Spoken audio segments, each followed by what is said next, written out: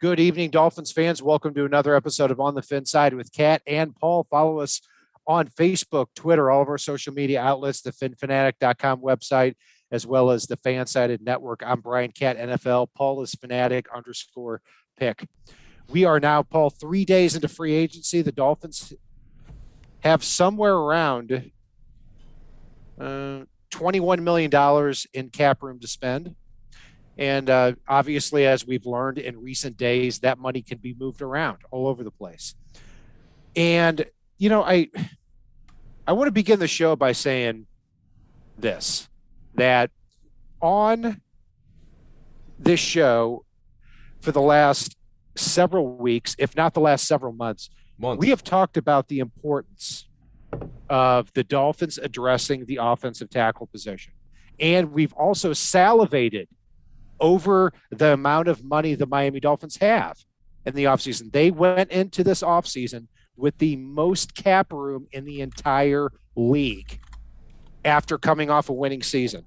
Now, I say that because it's not time to freak out about what's out there. Because, look, the offensive tackle class, the offensive tackle free agent market has not only stayed the same, except for the Ravens signing Morgan Moses, which Paul did not like. Obviously, it was a steal for the Ravens. $5 million a year. $5 million a year. $12 million a year. But the Bills released Darrell Williams, a very good right tackle when he plays right tackle. And Billy Turner, a former Dolphin, was also released by the Packers in a cap move because they're paying Aaron Rodgers $50 million. So my point is, there are so many offensive linemen out there and offensive tackles, and the Dolphins do have the money. But I'm starting to get pretty antsy, if people can't tell, following me on social media over the last couple of days. And in part, I'm with you. So a couple of things. I'm going to start this off by saying, at the very least, we need one offensive tackle. We need it.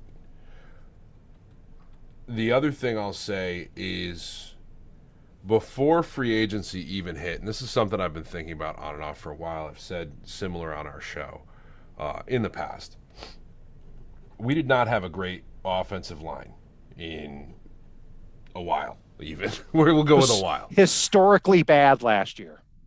Right, but it's the past couple of years, we really haven't had a great offensive line. But the other aspect as well is our scheme has gotten dumber and dumber. The offensive line, and you can go back and look at our grades, didn't play horrific in the games we ran the ball. And our scheme was terrible, and we didn't run the ball enough. So anybody that's a pass rusher was able to just pin their ears back. So realistically, a couple of things with Mike McDaniel and the way he likes to run the ball did make this line better, even though they're definitely not there yet. And it makes any line better. The fact that you have to account for and believe that the run is coming at you. The fact that Mike McDaniel's scheme has a tendency to put defensive players off their spot, giving you a numbers advantage with your offensive line, with your fullbacks, with your tight ends, the guys that are leading the play. The way that Mike McDaniel also includes and utilizes wide receivers in the blocking scheme. That also helps the offensive line. So you don't have 5 guys on an island with 7 guys that know you're passing, and they're all coming just hell-bent for leather. So that improved it. It's not where it needs to be, though. Now, the other thing I've been thinking about over the past couple of days, we didn't like Robert Hunt getting kicked into guard. He played well down the stretch, but I think Miami's probably going to kick him back out to tackle and let some of these resources they have fight it out for the guard spot, at the right guard spot. Connor Williams has left guard on lockdown. I know we're going to talk about him extensively, which really puts you in position to need a tackle at that point. I want to go back to a point you said about guys being put on their spot, and that's where I like and I respect Mike McDaniel, Look, you could look at who they signed, Chase Edmonds, Raheem Mostert, and Alex Ingold, and say they shouldn't have spent 11 or $12 million there. But that's the part where I respect where Mike McDaniel. Otherwise, why did we hire the guy? Unless it's to move the rest of the defense down the field and to implement this zone blocking offense and get fast players like Raheem Mostert and Chase Edmond into the hole. But I also cannot respect if he's thinking in any way that the Dolphins have to have Austin Jackson and Liam Eichenberg at the offensive tackle spots. And I don't think that's the case. Let me be clear about that. But there's been some talk. I mean, Barry Jackson has said that there's talk within the organization that the offensive tackles and the offensive line was very poorly coached instead of, no,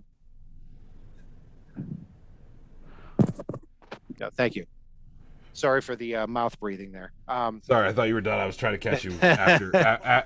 It sounded like you were yelling into a walkie-talkie, Cat. Yeah, thank you. I always appreciate the heads up. So, but the bottom line is the Dolphins cannot go into next season with Austin Jackson and Liam Eichenberg at the offensive tackle spots because very simply, you cannot turn the worst position in the NFL historically last year into a great unit. You just can't.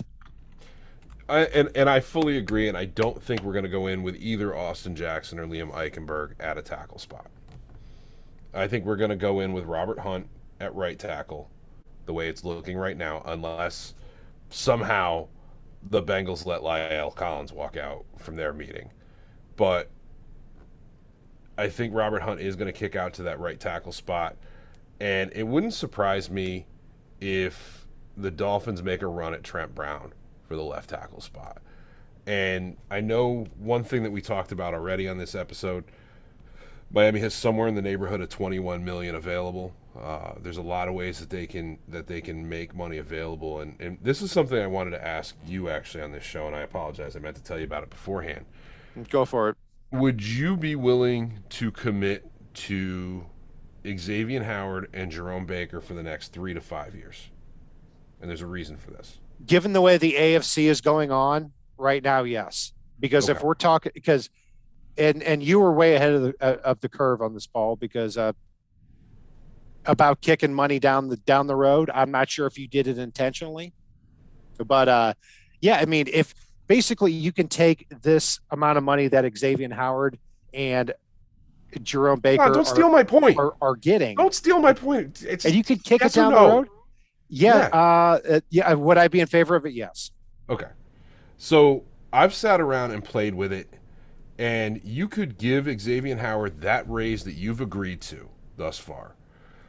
And I think he's got something like 3 years left. You can give him that raise, and a significant raise, and basically use Saints money to kick the can down the road, like you were just alluding to.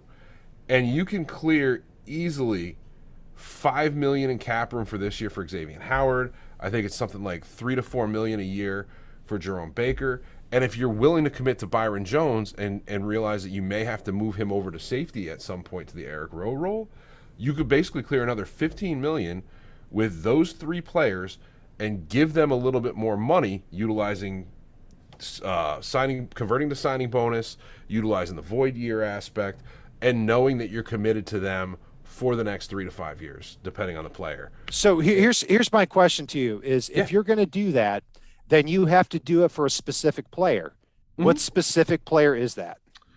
For me at this point, it would be if we needed cap space for Trent Brown, for not my favorite play, but you know what? I would do it if need be. The Armstead, it's really like, look, I mean, if you need to clear some space, to maybe bring in Bobby Wagner to play next to Jerome Baker and not have to worry about that in the draft.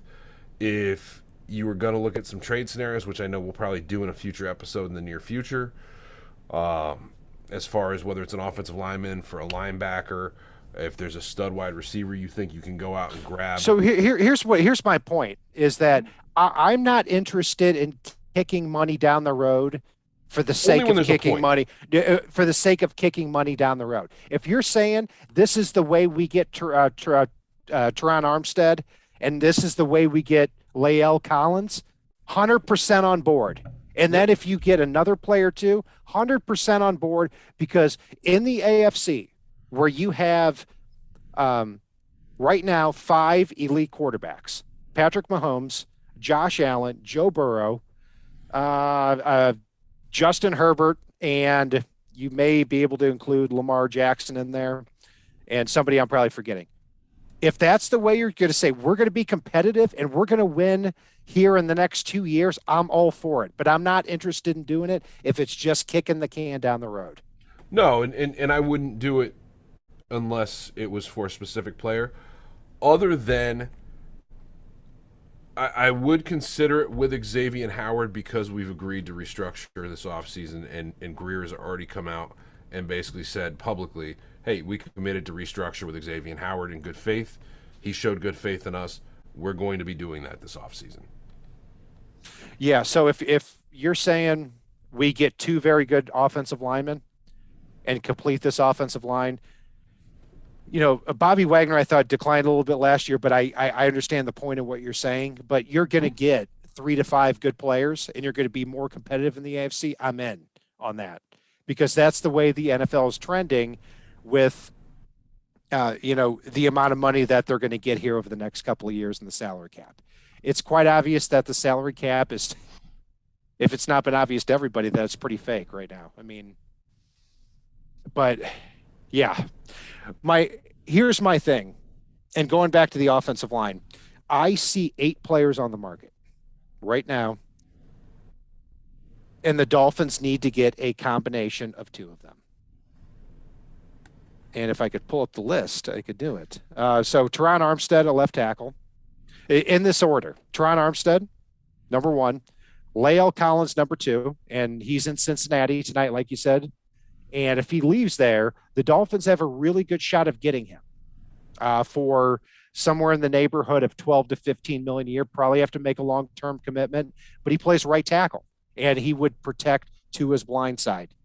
From there, Eric Fisher at left tackle came back from an ACL surgery 13 months ago, played for the Colts last year on a 1-year contract, got in at the second half of last year.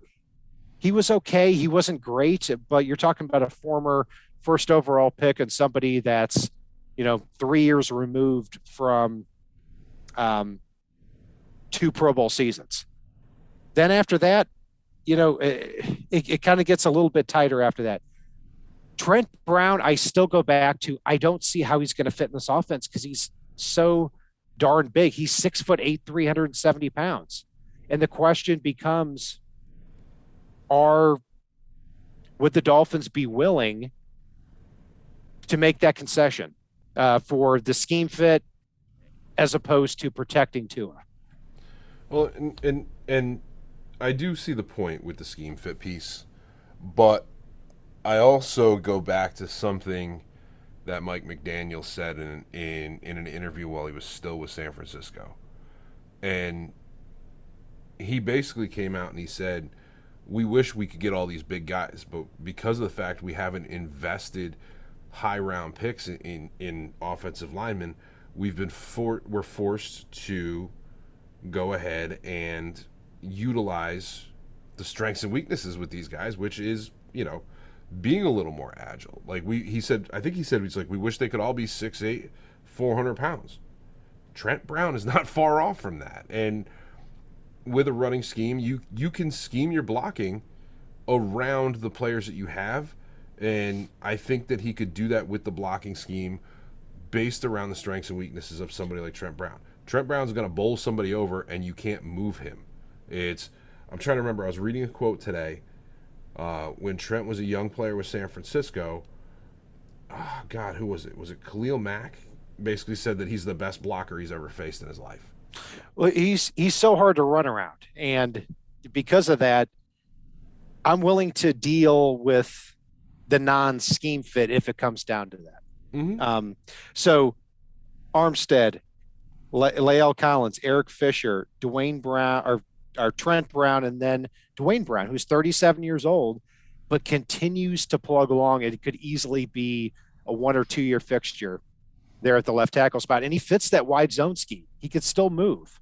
And if Jason Peters and Andrew Whitworth could do it till 40, Dwayne Brown could probably play at a serviceable, durable level for another year or two. So he's somebody to keep in mind. And then I'll finish that list with J.C. Treader, who I'm surprised was cut from the Browns, who are in complete disarray right now. But, only 30 years old, plays really well, has played in a zone scheme, and has continued to over the last couple of years. Billy Turner and Darrell Williams also cut recently. I know people may roll their eyes at Billy Turner, but ever since he's left the Dolphins, he's turned into a really good player. He might be amongst offensive linemen. What's that? That's a theme amongst offensive linemen. Declining? No, just when they leave the Dolphins, being at least serviceable. No, gotcha. Yeah. And hey, I was actually heartbroken to hear that Jake Brendel, one of our favorites, was actually re-signed to a 1-year deal by the 49ers after he left. Jake the Snake, baby. Bring him back. Evan Brown was too. Well, would probably throw a 7th-round trade in for him, but that's the major point here. Okay. So, and that's where it sounds like, other than Lael Collins at right tackle, we'd be making concessions with a lot of these guys, and that's where I still think Robert Hunt was out of position last year. I think he did well at guard down the stretch. I think he's a better right tackle, given the fact you've signed Connor Williams, and a lot of your resources really are guys that are going to kick inside or should kick inside. Austin Jackson, he's got a lot of athleticism and a lot to learn, but he's better in the phone booth. Agreed, Brett Dodger. Liam Eichenberg is better at a guard in the phone booth. Solomon Kinley got off to a rough start last year, got a little fat coming into camp, but at the same time, you go back to Robert Hunt at right tackle with Solomon Kinley at right guard. The two of them made each other better playing next to each other, and the who can get the most pancakes game they like to play was effective on the right side of that offensive line. Solomon Kinley, you said, came in a little bit fat to camp. You kind of glanced over that. Solomon Kinley is a fat pig who will never, ever play in this scheme. I'm going to tell you this right now. He will never play. He is a useless player, and we'll revisit. I hope I'm wrong about that. Okay, and he might not, but you know what? That's listing off 3 guys, not listing off Robert Jones, who also looked good at right guard when he got a chance. Yes, he did. Year. And you start. I mean, hell, I don't want him on the team, and I think we can get you do better with his roster space. But Jesse Davis was better at guard than he was at tackle. Like, you've got 5 guys to try to plug into that right guard spot. If you kick Robert Hunt back to right tackle, and you sign a Trent Brown or a Teron Armstead or a Dwayne Brown, or yeah, absolutely. If you have, you're fixed. If you have Robert Hunt at right tackle, even if he is a slight step below where he was at right guard, he's still a good right tackle. And then if you couple that with a good left tackle, and then you shove all the other resources inside, I'm 100% with you on that. So and a better scheme, and that's such a huge factor for an offensive line.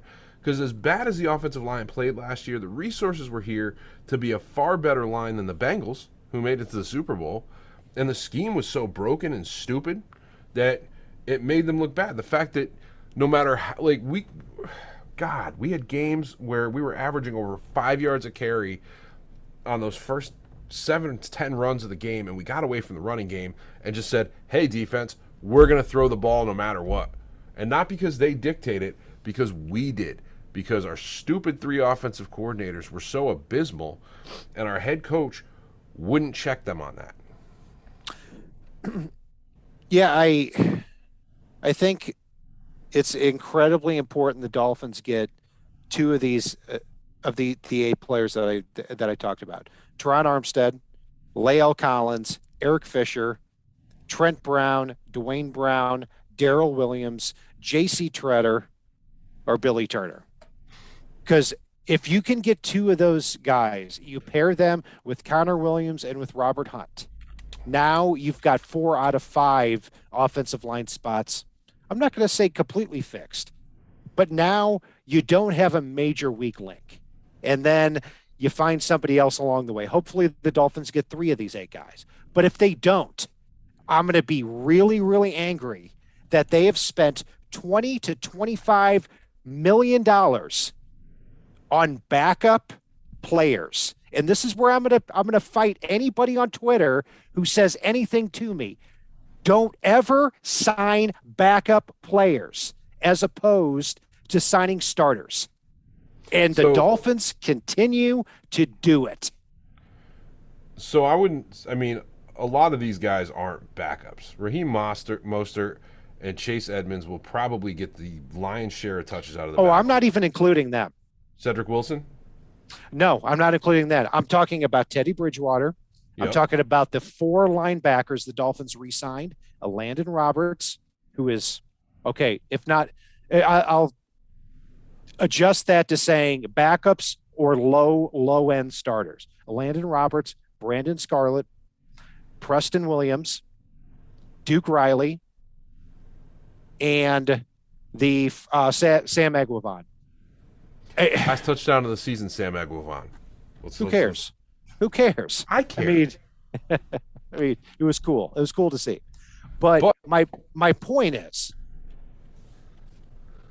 that's fine. These guys, the depth signings are fine if it does not impede signing and fixing the offensive line. Because if it does, that's where I'm going to get pissed off. I mean, if I hear that the offensive linemen that I laid out, Teron Armstead, Lael Collins, that the Dolphins came up a few $1 million short, a Duke Riley or a Brennan Scarlett short, that's embarrassing as an organization, and Chris Greer should be fired before the season starts. Yeah, and I mean, we walk away with one of those tackles that can play left tackle. I think we're in good shape. I really do. Like, not the greatest shape we possibly could be with an all-pro line across the board, but our line would be drastically improved at that point. Drastically. It would at least be good at that point. In which case, the scheme as well is going to improve it. And really the talent in the scheme is going to improve it, I believe. So it's if we get the one player that can play left tackle well, we're in good shape at this point, and we didn't prohibit ourselves from anything. Yeah, it's the major thing we keep coming back to is both offensive tackles. And I like the Connor Williams signing. I really do. You know, when you take somebody from the Cowboys who, you know, when he was drafted as a 20-year-old raw offensive tackle out of Texas, and he kicked inside, and, you know, he's had some ups and downs, but graded out really, really well, but by PFF last year in both run blocking and pass blocking, and he fits the scheme, and he can move, and he fits the zone scheme very well. He can get out in front.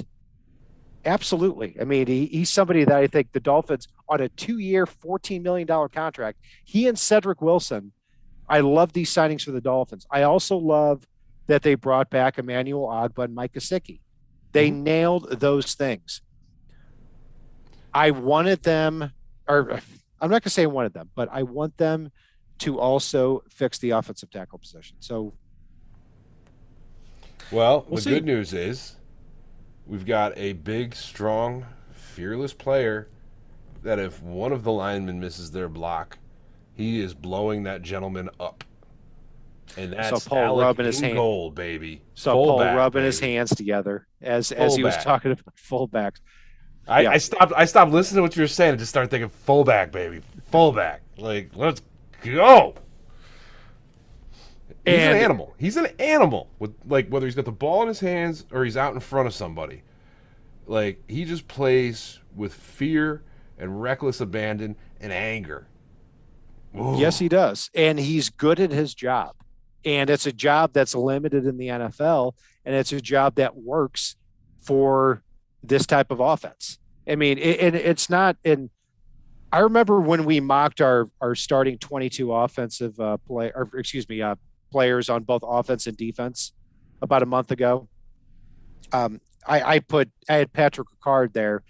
You know, he was a Pro Bowl fullback. He doubles as a defensive tackle sometimes, but doesn't really fit the scheme because you need a Kyle Juszczyk type of clone at fullback that can be athletic, that can get out into pass patterns, that can pass block, not just this straight mauler who plays, 25, 30% of snaps. Alex Ingold is somebody who's not only that smash mouth fullback, but also converted almost 70% of his third and fourth and shorts. I mean, excuse me, third and fourth and 3 yards or less. Yeah, And so he's good in short yardage. He has soft hands, and he was the only fullback that was invited to the combine in 2019. And it's rare for a fullback to even be invited to a combine unless they double as a tight end. So I'm in big favor of this signing because I like getting somebody for $3.5 million a year who is really good at his job, even if it's limited. he's very good receiving the ball out of the backfield. He is an excellent blocker. Excellent. Like, not just good, excellent. He is excellent at his job and his role. And Miami's got some fun pieces to do some interesting things when it comes to being a little bit smash mouth here. And if Miami gets a left tackle, they can make it work. If they don't, And it's going to be very interesting. yeah, Armstead and Fisher and Dwayne Brown, even at his age, fit that zone blocking offense. Because the thing is with Raheem Mostert and Chase Edmonds is it's not a smash mouth type of offense as far as how the running back performs. It's No, it's create one lane and go. correct, and it's creating a wide lane so that the running back can get from point A to point B really, really quickly. Chase Edmonds averaged 5.1 yards a carry last year. And among running backs that had over 100 carries last year, he was sixth in yards per carry at almost 5.2. And Raheem Mostert, throughout his career, and by the way, he played one game for the Dolphins back in 2015 as a kick returner. But for his career, averages 5.7 yards a carry. So if you get those guys into space and they can go from point A to point B, then they can do some damage. But you've got to get those offensive tackles out there first. And Liam Eichenberg and Austin Jackson, I'm telling you, if the strategy here, which has been reported by Barry Jackson, which has been reported by the ESPN guy with the hyphenated French last name, Daniel Jacques. Iafuso? No, that sounds pretty good, and that sounds pretty close. Jacques, yeah, somebody help us out in chat. Anyway, that he's if I'm paraphrasing a little bit here, but that Marcel Louis Jacques. yeah, thank you.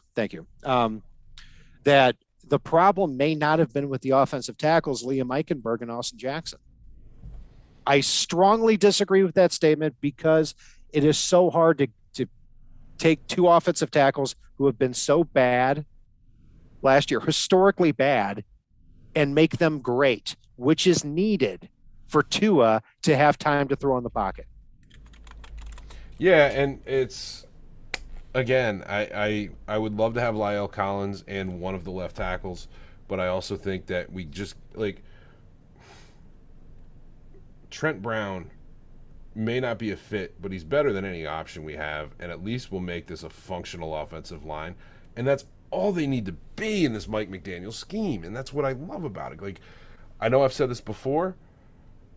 If you haven't watched it, go watch the Baldy's breakdown of the way that this scheme puts defensive players off their spot and then occasionally puts them off their spot and tries to blow it up the middle. And in those instances when they try to blow it up the middle, having a couple of these guys that Miami does have added to like a Trent Brown would work. So, Paul, if you're the general manager here, Dolphins have $22 million to spend and they can move some money around. What would you do from this point forward in free agency? I would turn my focus right now to the offensive tackle position.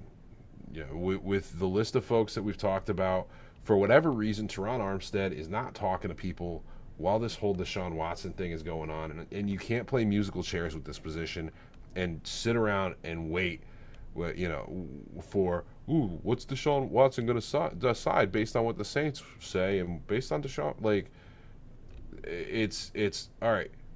Try to make an offer to Teron Armstead. If he's not listening because he's sitting there staring at the prettiest girl in the world to him, which is the Saints, okay, fine. Move your focus, and if you don't land any of these other guys, come back.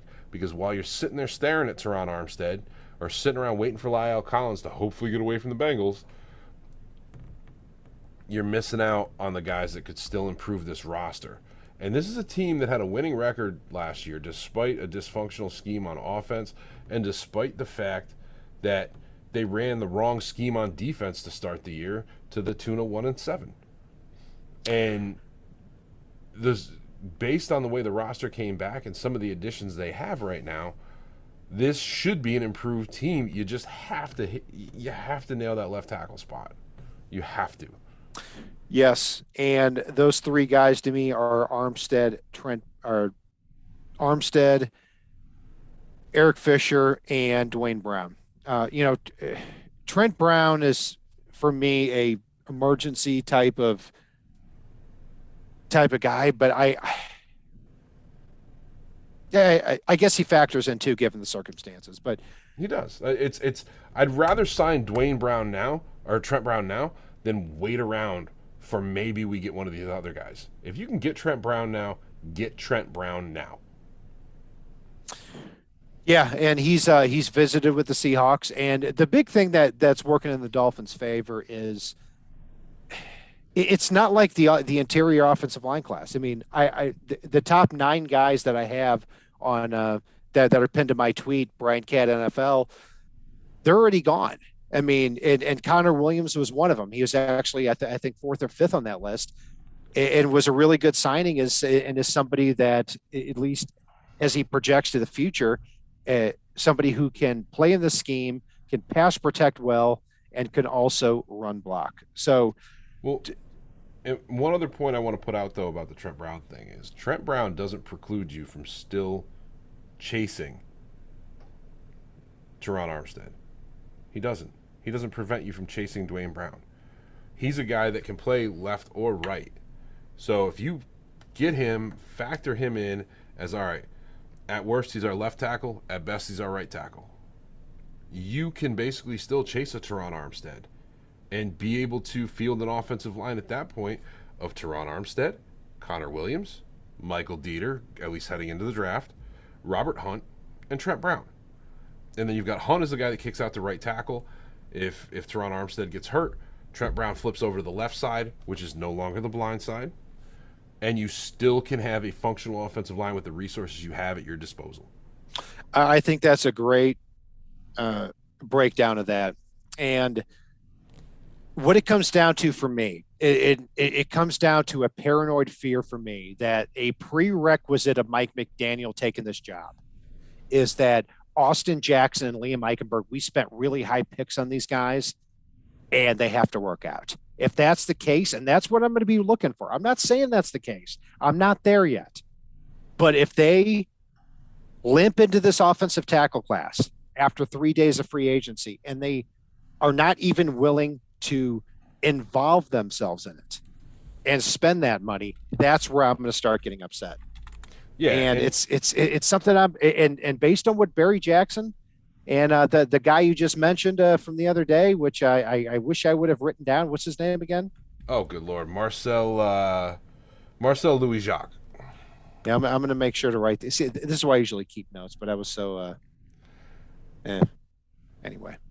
So, I mean, Kat, and realistically, based on the scenarios that are out there, the one that was talked about prior to this show, which is you can cut a bunch of people, clear another 15 or so million in cap space. And the reason I say 15 is because you still need to sign players to replace the roster holes to field your roster.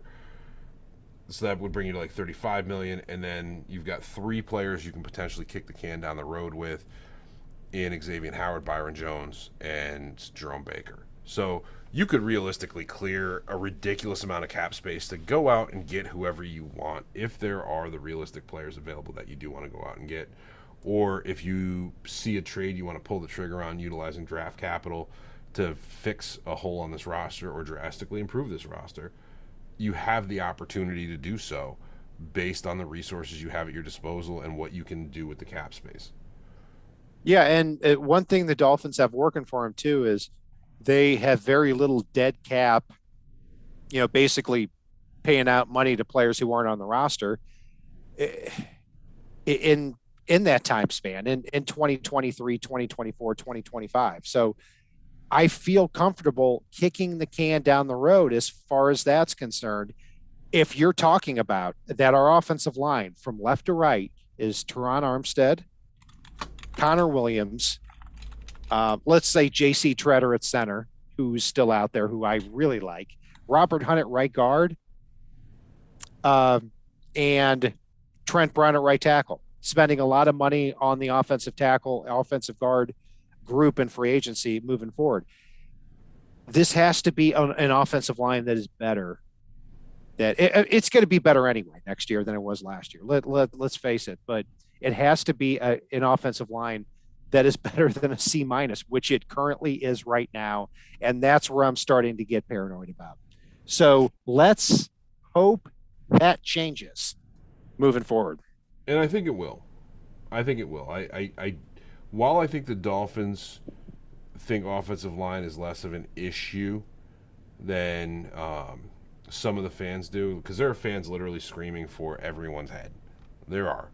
And I think they're being strategic with it in a way. They do have the capability to give some of their young players the opportunity to improve and show what they have. We do have to reset a little bit of our expectation with some of these guys, just based on the fact that they've been hosed schematically for the past couple of years. They absolutely have. And they've been hosed from a coaching perspective. They've been hosed from a lot of perspectives. And they do have the opportunity to potentially show that they can be an effective player. But you still also need to address the position. And I think Miami will do that before all is said and done. I'm going to list off some players that were signed for a couple of million a year, going back to 2017.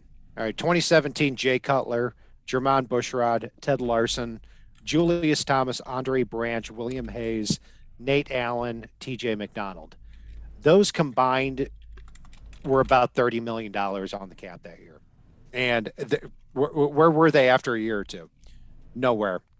2018, Brock Osweiler, Frank Gore, who actually showed flashes, Albert Wilson, Danny Amendola, Josh Sitton, Dan Kilgore, Akeem Spence, Stephon Anthony. 2020, Jordan Howard, Matt Breida, Eric Flowers, Ted Karras, Shaq Lawson, Kyle Van Noy, Landon Roberts, Clayton Fejedelem. 2021, Jacoby Brissett, Malcolm Brown, Will Fuller, Matt Skura, John Jenkins, Bernardrick McKinney, Brennan Scarlett, Duke Riley, Justin Coleman. This is why I hate the idea of signing players, current or free agents, to 25 to 30 million a year for that group. Instead of signing a Byron Jones who changes the defense, or Ndamukong Suh, who was a top 5 defensive tackle. So this is why I be honest, I don't have a lot of respect for Chris Grier right now. That could change if he fixes the offensive tackle position. And it's more about the offensive tackle position. The offensive tackle position provides an offensive line that's better than a D+ and protects Tua so that we can know about him by the end of the year or at the end of the second year.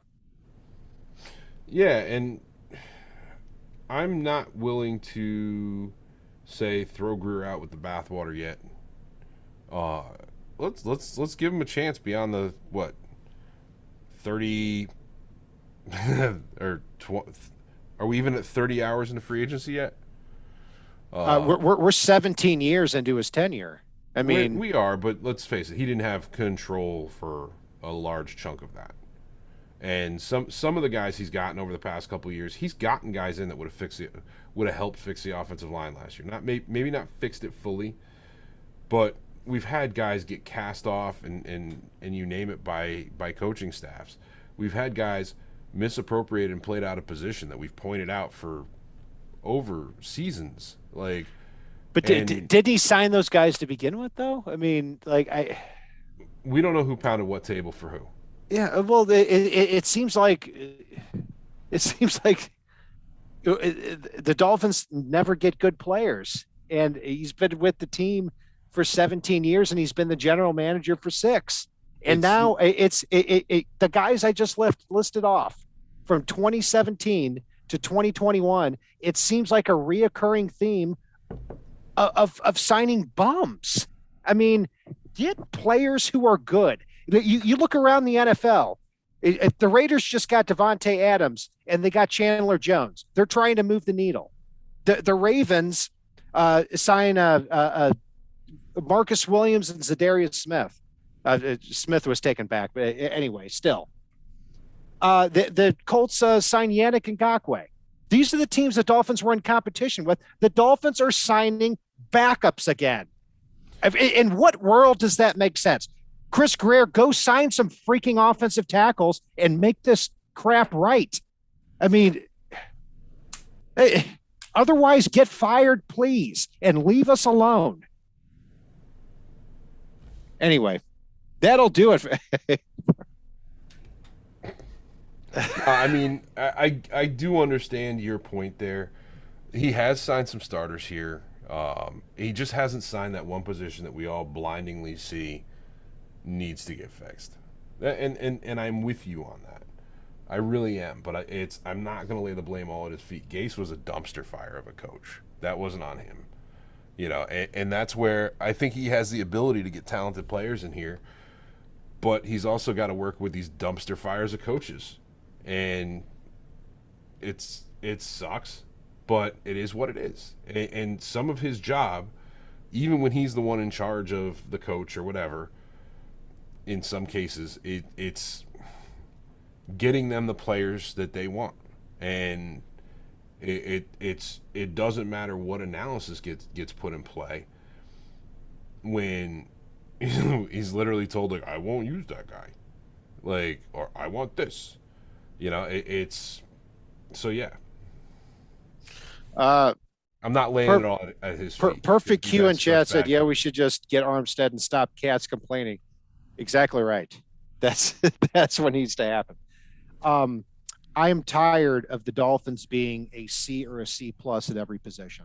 And the move that the Dolphins made, and I give Chris Greer credit for this, was signing Byron Jones a couple of years ago.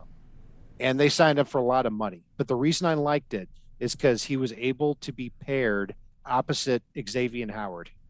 And it dictated what the Dolphins did on defense. And I contribute that along with Brian Flores' defense and with Josh Boyer's defense as a big reason why the Dolphins have been a winning team the last 2 years.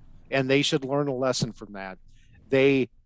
You just can't be a C or a C plus at every position, especially in the AFC and how tough it is. So we're going to continue. And I don't think we're a C or C plus at every position. We've been overbuilding the defense and not focusing enough resource on offense. And that's the theme of what we had. One of the best things I thought when Mike McDaniel came in is the fact that he recognized what we have on defense and doesn't want to blow that up. And some of that includes getting some of the role players back. And I don't think it precludes us from getting a linebacker in the draft at least.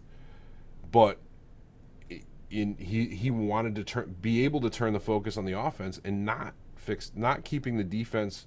The defensive line is well above a CC plus. The secondary is well above a CC plus, and we need a linebacker at this point to fix that position, which may lower it into that C to C plus range because of the fact that, you know, we've got Jerome Baker, and then we've got some pass rush style linebackers in Phillips and AVG, but we need a true linebacker to pair at least with Jerome Baker, and so that's where Elandon Roberts doesn't move the needle there. Sam Egwavon shows a lot of talent and skill as a role player. Duke Riley shows some skill as a role player, but you need, whether it's Nakobe Dean or Chad Muma or Quay or Jack Sanborn. Jack Sanborn's more of a backup, but you get where I'm going with that. We've got talented players like Mike Gesicki that was criminally underutilized last year.